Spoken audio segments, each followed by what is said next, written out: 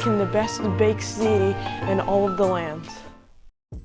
Start off with a little oil in your pan, then a half-cut onion, 2 cloves of garlic, 1 teaspoon of red pepper flakes and oregano, and then you just want to sweat those in, and then 2 cans of tomato sauce, and then you want to come in with 1 cup of water, and then you want to mix that in. Then 1 stem of fresh basil, just right into the pan, salt and pepper.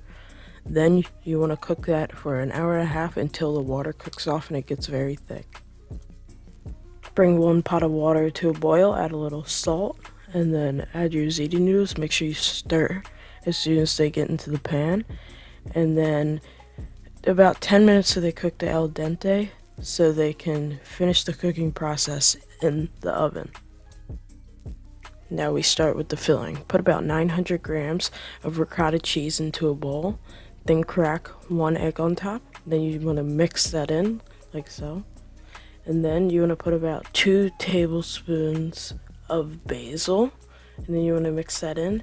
Then you want to freshly grate some of your favorite cheese, Parmesan, and then mix that in, and then you're done with the filling.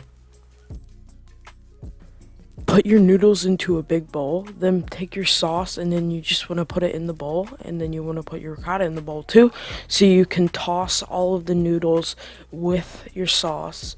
And then you want to put it onto a pan that can go into the oven, and then you want to put another layer of sauce on the top, and if you want you can put more ricotta on the top too.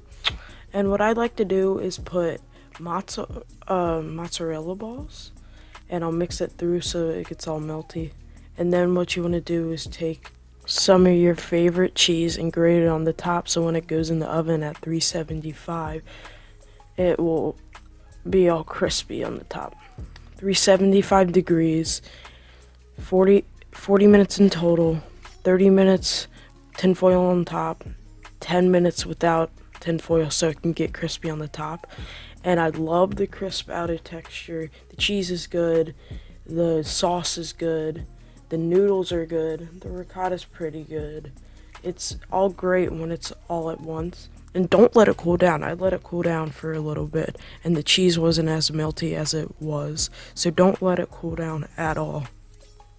I think something I would have did different was made it a meat sauce when I could have. Put a pound of ground beef in the sauce.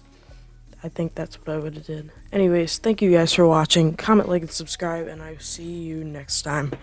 Bye.